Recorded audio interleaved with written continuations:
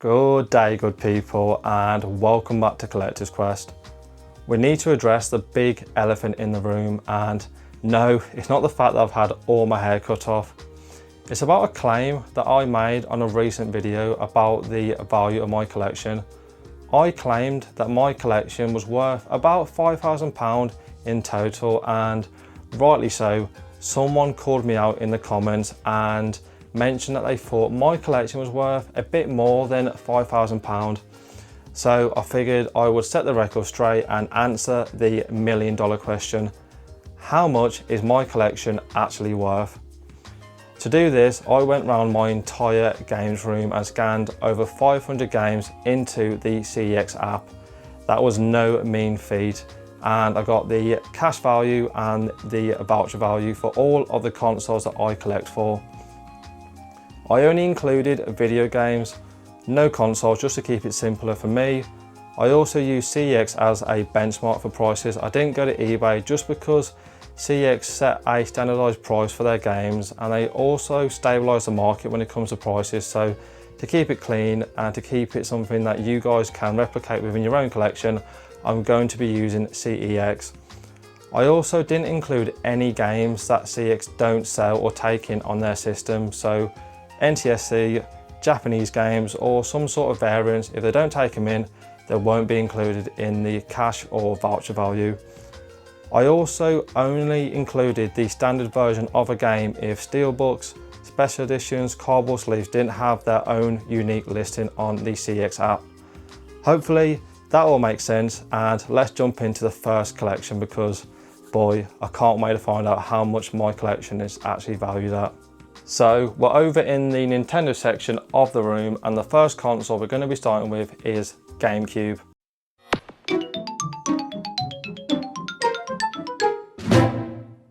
Now, I've only got 20 games in my GameCube collection, but boy, they have some serious value. CEX would give me £574 cash and £717 on a sweet voucher. That is pretty crazy for just 20 games on the GameCube. The most expensive game in my GameCube collection is Fire Emblem Path of Radiance. That bad boy cost me £195, and I think it's still about that to buy at CEX. Great game, but probably not one that you need to rush out and pick up, especially with the recent announcement of it coming to Nintendo Switch Online on the Nintendo Switch 2. So if you want to become a GameCube collector, you better have some deep pockets. Moving up to the Nintendo Wii, again, not a massive collection. CEX will give me £204.50 cash and £284.70 on a sweet voucher. And again, sticking with Fire Emblem, the most expensive game in my Wii collection is Fire Emblem Radiant Dawn. That bad boy cost me £75, and you'll be seeing on screen the price of it now, so not too bad for Fire Emblem. If you want to jump into that series, again, gonna cost you a bit of money, but I do love me some JRPG strategy goodness. Moving from Nintendo consoles to handheld, we've got the DS. CEX would give me £470 for my relatively small DS collection and £626 on a voucher. Again, JRPGs are showing to be very expensive because Solo to Robo, the Red Hunter, is my most expensive DS game. I picked that up on my York trip for about £100 a couple of months ago. You'll be seeing price on here, so again, JRPGs are very expensive. Moving from DS to 3DS, for my relatively decent, all-killer, no-filler 3DS collection, CEX would give me £717 cash or £946 on a voucher. Considering that I have got a couple of special editions like Fire Emblem Fates Conquest and the Final Fantasy Explorers that we picked up on the previous game hunting video, that's not too bad. And again, JRPGs, the most expensive game for my 3DS is Shin Megami Tensei 4 Apocalypse, which that cost me about £130 a couple of months ago. So if you want to be a JRPG collector like myself, best get your wallet out. Now we get to the biggest part of my Nintendo section, Nintendo Switch.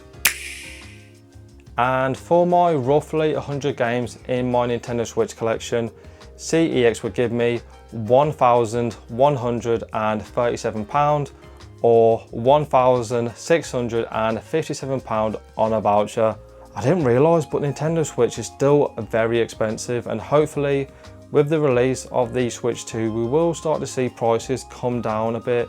It's mental, right, that we're still paying £35 for Breath of the Wild that came out 8 years ago, which is, that is scary to think about, but hopefully they do come down in price. And speaking of price, the most expensive game in my Switch collection is Super Mario 3D All-Stars, and this game irks me, right.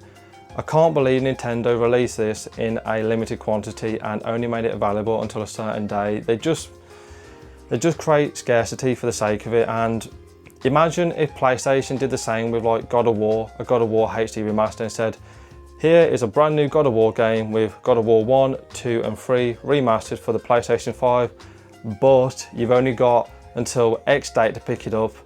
Mental, right? So yeah, I'm glad to have it in the collection, but it shouldn't be as expensive as it is.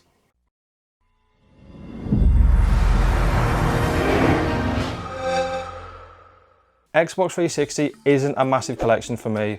Haven't got the biggest collection, as you can see, but CEX would give me £159 cash or £231 on a voucher.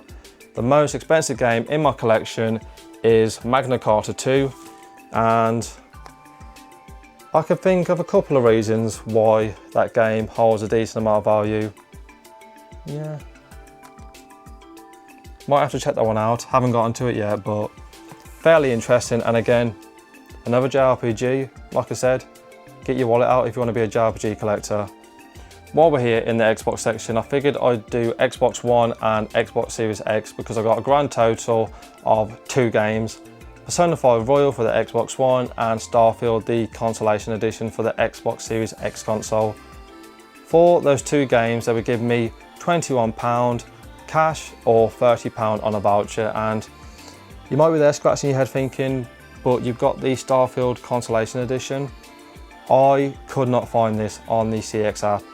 I was there for a good 10-15 minutes. I could find the game, the controllers, the headphones, the hard drives, but I could not find the Consolation Edition with that bad boy watch. So someone let me know in the comments down below if they do actually take in the Starfield Consolation Edition, because I couldn't find it. So for my all killer, no filler PlayStation 1 collection, just filled with JRPGs and survival horror games, CEX would give me £731 cash or £896 on a sweet voucher. The most expensive game for the PlayStation 1 is Silent Hill in my collection. That would cost you £130, and that cost me about £95 a couple of months ago. And I do wonder if the recently announced remake of Silent Hill is going to bring the price down. I'm so hyped, I'm so excited, but still a very expensive game, and it might not be the last time that we speak about Silent Hill on this list. PlayStation 2 is a decently sized collection for me. I've got about 120 games on that console. Like I said previously, I have got a ton of nostalgia for the PlayStation 2, and CEX would give me £1,064 cash or £1,457 on a sweet voucher. Sticking with Silent Hill, the most expensive game for my PlayStation 2 collection is Silent Hill Origins.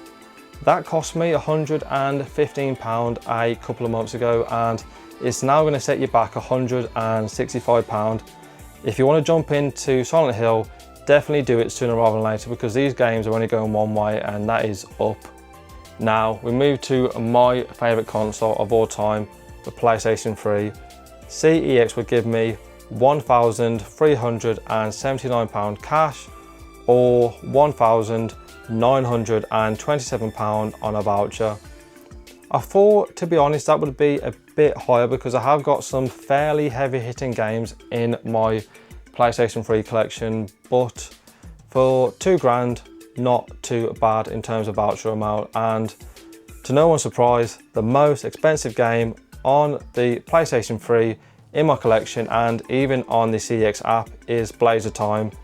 We picked that up on a recent video, so definitely check it out if you haven't seen it already, but that would cost you £230, which is the same price I paid for it. So again, an RPG and a very expensive one. We now move on to some PlayStation handhelds. So first off, we got the PSP, a very new collection for me and something that I'm looking to grow in the future. Currently got about 10 games, and for those 10 games, CEX would give me £105 cash or £159 on a sweet voucher. The most expensive game in my PSP collection is Trails in the Sky, which is, yes.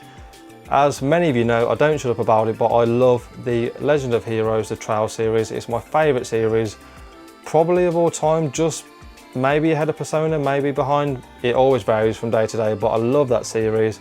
It's a great ongoing JRPG series, and I would take this price with a massive pinch of salt. So cexhaul Trails in the Sky for the PSP for £75 with the manual, but mine is in mint condition. I've got the outer cardboard box, I've got the postcards, and mine is actually sealed, official PSP sealed, so I would estimate this being worth somewhere in the region of about 150, maybe even more.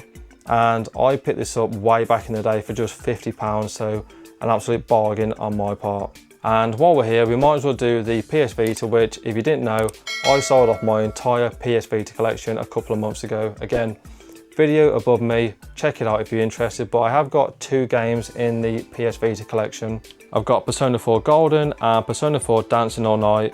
CEX will give me £23 cash or £32 on a voucher. To be honest, probably the 2 best PS Vita games, so check them out if you haven't done so already. We now get to the console I've got the most games for in my collection, and that is the PlayStation 4. A great console to collect for in 2025 if you're unsure of where to put your collecting efforts towards.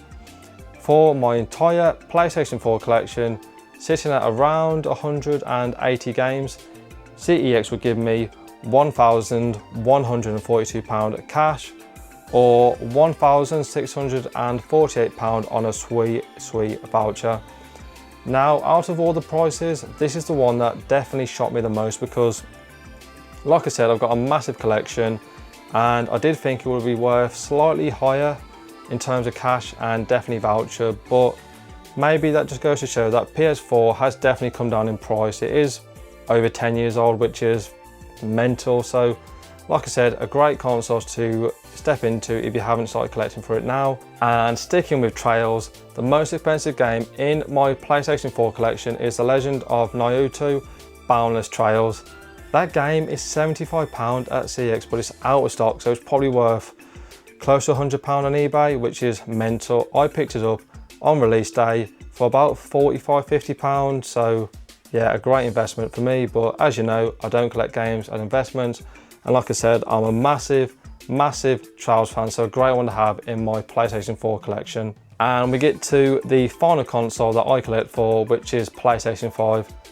PlayStation 5 is definitely at the highest in terms of price, and it's not something that I actively collect for. It's just games that I want to play right here, right now, and like everything, the newest, the latest, the greatest are going to come down in price. So I would recommend waiting a year, 2 years after a game comes out on the modern consoles, just so it comes down to a suitable price. But for my decently sized PlayStation 5 collection, CEX would give me £684 cash or £942 on a voucher.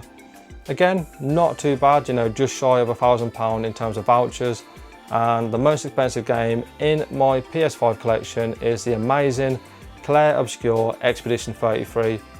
Makes sense because that is the latest game that has come out recently in my entire collection, so kind of makes sense. And if you haven't played it, please play it. It's a great game and one that you definitely need in your collection. So those are all the numbers, and if you've been keeping count, you will know the value of my entire collection. But for those of you like me who can't count to such high numbers, CEX would give me, drum roll please, £8,431 cash or £11,529 on those sweet vouchers. Happy days, I'm rich. Tell the missus we're going to the Barbados for 2 weeks. So what does all of this mean? To be honest, not a fat lot, because I've stated on many occasions in the past that I don't see video game collecting as an investment opportunity. I do this because I love it. I love playing JRPGs, survival horror games, and I collect for consoles, and I collect games that I actually want to play. That's it. If they go up in value, great, it's a bonus, but if they don't, who cares? That's my opinion, and I just love collecting for things that I actually want to play in the future. Now, in terms of the values, obviously take it with a massive pinch of salt.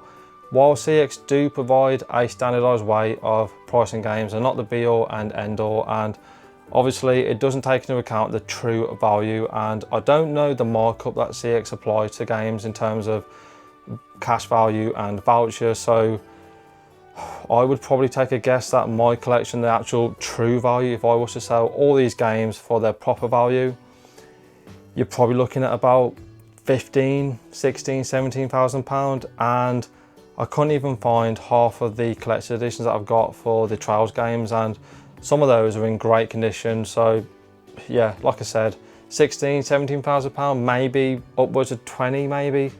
Definitely gotta be worth 20 when you factor in all of the consoles and peripherals. So pretty cool, to be fair, pretty cool. But let me know in the comments down below what you thought of this video, and let me know if, like me, you're shocked at the voucher price and the cash price, and just let me know what you think of the difference between vouchers and cash for certain consoles. I think, off memory, I think PlayStation 1 and GameCube are the consoles that have the smallest amount of distance between vouchers and cash, so I'm not really sure what that means, but pretty cool, to be fair. Pretty cool findings, and let me know what you think of the most expensive games in my collection, and if you've got any of those games in your collection. And while you're down there in the comments, if you haven't done so already, then please hit the like button and consider subscribing to the Collector's Quest channel. Got tons more great content in the pipeline for carboot hunting videos, CEX hunting videos, and just general video game discussions about the hobby that we all love doing. So if that's your jam, if you're into that kind of stuff, then definitely hit the subscribe button. We'd love to have you on board for the collecting journey. And as always, good luck on your game hunter collecting adventures. Take it easy, YouTube, and I'll catch you on the next one.